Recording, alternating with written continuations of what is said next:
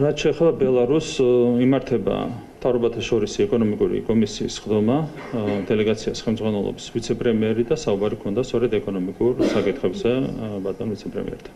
ირაკლი კობახიძე ამტკიცებს, რომ ბელარუსის ვიცე-პრემიერს ეკონომიკურ საკითხებზე სასაუბროდ შეხვდა.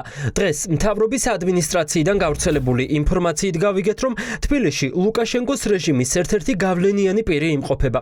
რელისში კობახიძის პრეს-სამსახური წერს, რომ დახურულ კარს მიღმა ორ ქვეყანას შორის არსებული ურთიერთობები და თანამშრომლობის პერსპექტივები განიხილეს. თუმცა, ჩვენ დავინტერესდით კიდევ რა ითქვა ამ შეხვედრაზე, მით უფრო მაშინ, როდესაც ქართულ ოცნებასაც ჰააგის სასამართლოში გასამართლება ემუქრება, ისევე როგორც ეს 2 დღის წინ ლუკაშენკოს შემთხვევაში მოხდა. მათ შორის იყო თუ არა გაუზიარეთ თუ არა ერთმანეთის პრაქტიკა, ვინაიდან ფაქტია, რომ ერთს ბელარუსის რეჟიმზე არის დაწყებული გამოძიება ჰააგაში უკვე კაცობრიობის წინააღმდეგ ჩადენილ დანაშაულზე, სავარაუდო დანაშაულზე. თქვენ პარტიაში მოიგეთ დანაშაულები, შემიძლია გითხრათ.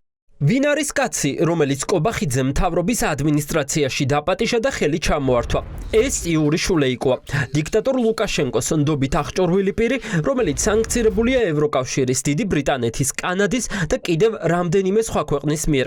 კაცი, რომელიც ამ წუთებშიც თბილისშია, შავსიაში იმის გამო ჩასვეს, რომ პუტინის სისხლის მღვრელ ომს მხარს უჭერს და უფრო მეტიც. არსებობს არაერთი ცნობა იმის შესახებ, რომ სწორედ შულეიკოა ის პიროვნება, რომელიც ომის დაწყება რუსეთ-ბელარუსის სამხედრო წვრთნებში მონაწილეობდა. იმ პერიოდში შულეიკო ბრესტის ოლქის გუბერნატორი იყო. ეს განახლებული ვიზიტები და მეგობრობის ახალი ფაზა, რა თქმა უნდა, ერთის რომ პოლიტიკურად კიდევ ერთხელ აშუქებს იმას, თუ ვისთან ერთად დგას ქართული ოცნება და ეს არის რუსეთის მოკავშირე ბელარუსი და სანქცირებული ვიცე-პრემიერი, რომელიც სანქცირებული იყო იმის გამო, რომ უკრაინის სუვერენიტეტის წინააღმდეგ მოქმედებდა. დასავლურ ქვეყნებში მიიჩნევენ, რომ სწორედ ასეთი ქმედებებით უწყობდა ხელს შულეიკო უკრაინის ტერიტორიული მთლიანობის წინააღმდეგ მიმართულ ქმედებებს.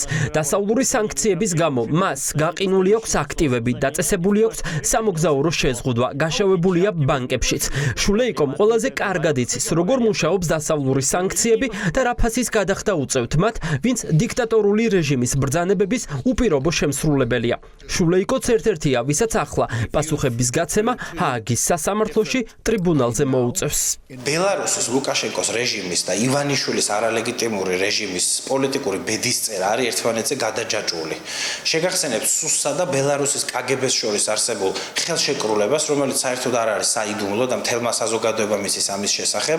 ბუნებრივია, რომ პოლიტიკური კავშირები არსებობს მათ შორის, იმიტომ რომ არავინ ივანიშვილის არალეგიტიმურ რეჟიმს დასავლეთში აღარ ელაპარაკება. კობახიძის შეხვედრა ბელარუსის ვიცე-პრემიერთან არის კიდევ ერთი ძალიან ნათელი მაგალითი იმისა, თუ რა ღირებულებითი კურსი გააჩნია ამ რეჟიმს და თუ რა აქტიური ძალისხმევით ცდილობს ეს რეჟიმი ყველაფერი გააკეთოს საქართველოს ეროვნული და ევროპული კურსის და არჩევანის საწინააღმდეგოდ. ოპოზიცია ამბობს, რომ ქართული ოცნება საბოლოო წავიდა ვაბანკზე ეუთოს სპეცმისიის უმძიმესი დასკვნის გამოქვეყნების შემდეგ. ამბობენ, რომ კვალიფიციური ექსპერტების მოსაზრებები სიცრუეს ეფუძნება.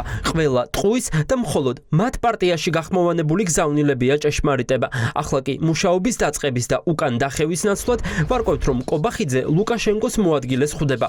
არადა, ყველას კარგად ახსოვს, რომ ბელარუსელ დიქტატორს ოკუპაციის შესახებ კანონიც აქვს დარღვეული. როცა ის ვიზიტით აფხაზეთში ჩავიდა, მაშინ ოცნებაში თქვეს, რომ მძიმე რეაგირება ექნებოდათ. დღეს კი იმავე რეჟიმის წარმომადგენლებს გულთბილის შეხვედრა მოუწყვეს. ლუკაშენკომ ფაქტობრივად ფეხქვეშ გათელა ჩვენი ქვეყნის სუვერენიტეტი, როდესაც ოკუპირებულ ტერიტორიაზე ჩავიდა. მე დარწმუნებული ვარ, იქ კრინცაც არ დაძრავდა კობახიძე იმაზე, რომ მიუღებელია საქართველოს სუვერენიტეტის და ტერიტორიული მთლიანობის ისეთი ხელშეშლა და შელახვა, როგორც მათ შორის ჩაიდინა აიმ რეჟიმმა. ნიშანდობლივი არის ეს ფაქტი იმ კუთხით, რომ კარგად აჩვენებს ქართული ოცნების დღევანდელ მდგომარეობას, მათ შორის საერთაშორისო დონეზე, რომ მათ პარტნიორებად თუ კი ვინმე დარჩა არიან ეს ირანი, ბელარუსი, ჯერჯერობით რუსეთთან არ აქვთ ურთიერთობა ესეთი, მაგრამ ყოველ შემთხვევაში მათ საერთაშორისო პარტნიორები, რომლებიც ცივილიზებულ სამყაროს ნაწილსგან ეკუთვნებიან, ყავთ ძალიან ცოტა.